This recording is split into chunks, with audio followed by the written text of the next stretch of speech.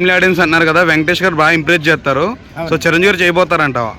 అంటారా? యాక్చువల్గా ఏంటంటే ఫ్యామిలీ ఆడియన్స్ ఈయన అన్ని ఆల్రౌండర్ గా ఉండటం వల్ల ఏంటంటే మనం ప్రత్యేకంగా ఒక సెపరేట్ జోనర్ తీసుకోలేకపోతున్నాం చిరంజీవి గారి నుంచి. అదే వెంకటేష్ గారు ఏంటంటే పక్కాగా ఫ్యామిలీ మ్యాన్ కాబట్టి జోనర్ లో ఆయన ఎక్కువ సినిమాల్లో ఉన్నారు. ఈయన చిరంజీవి గారు అంటే మాస్ సినిమాలు చేశారు, కామెడీ చేశారు, మాస్ చేశారు, యాక్షన్ చేశారు, మైథలాజికల్ చేశారు. అన్ని జోనర్లోనూ ఆయన సినిమాలు కంప్లీట్ చేశారు. అందువల్ల ఏంటంటే ఆయన అన్ని రకాలుగాను చూస్తారు. ఆయన ఇక కామెడీ చేయాలంటే చాలా మంది కమెడియన్స్ చెప్పిన విధానం ఏంటంటే చిరంజీవి గారు చేసినట్టు మేము కామెడీ చేయలేం, అందులో ఆయన్ని పోటీగా ఉండలేము, ఆయన చేసినట్టు ఇంకెవరో చేయలేరు, అంత బాగా చేయగలరు కామెడీ అనేసి చాలా మంది కమెడియన్లు మెచ్చుకున్నదే మనకి తెలుసు. అందువల్ల దానికి తగ్గట్టుగా ఇప్పుడు సంక్రాంతి రిలీజెస్ లో నెంబర్ 1 సినిమా అని ఎలాగంటున్నానంటే అండి, యాక్చువల్ గా ద రాజాసాబ్ సినిమా కూడా సూపర్ హిట్ అవుద్ది అనుకున్నాం. ఆయన ప్రభాస్ గారికి ఉన్న జోనర్ ప్రకారం, స్పెషల్ జోనర్ స్థాయి ప్రకారం ఆయన ఎప్పుడు ఆయన ఫ్యాన్ బేస్ వేరు, పాన్ ఇండియన్ స్టార్.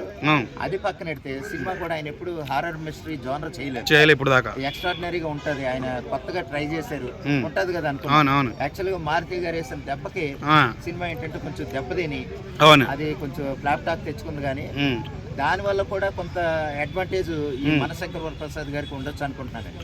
ఎందుకంటే ఇక వేరే పోటీ లేదు, మిగిలిన వచ్చే అన్ని కూడా చిన్న సినిమాలు. ఇది అనగనగా ఒక నారీ భర్తమాయసలు విజ్ఞప్తి అని ఒకటి కానీ ఇలాగ వచ్చే మిగిలిన 3 సినిమాలు కూడా చిన్న సినిమాలుగానే ఉంటాం. చిరంజీవి గారికి పోటీ అసలు కాదనేది నేను అనుకుంటున్నాను.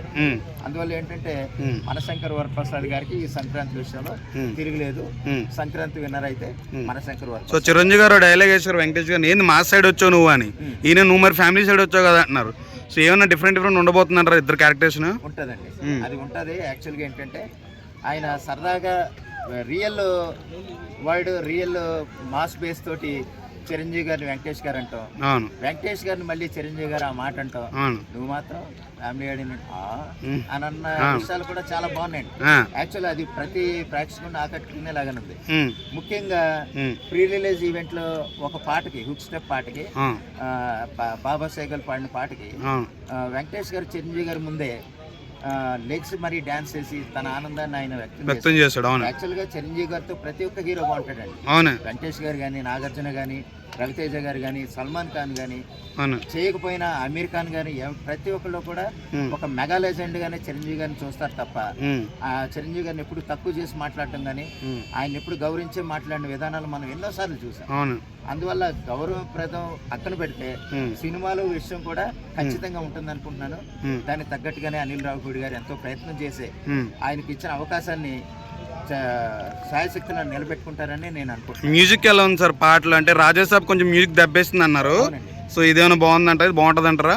రాజాసాబ్ మనశంకర్ వరప్రసాద్ గారికి ఏంటంటే రాజాసాబ్ వచ్చిన ఏ లుక్ కూడా ఆకట్టుకునే విధంగా లేదండి. ఫస్ట్ నుంచి వచ్చిన పాట కూడా యాక్చువల్ గా ప్రభాస్ గారి మీద ఉన్న ఇష్టంతో చాలా మంది అనుకున్నారు కానీ ఆకట్టుకునే విధంగా ఏదే చేయలేకపోయాడు మారుతి.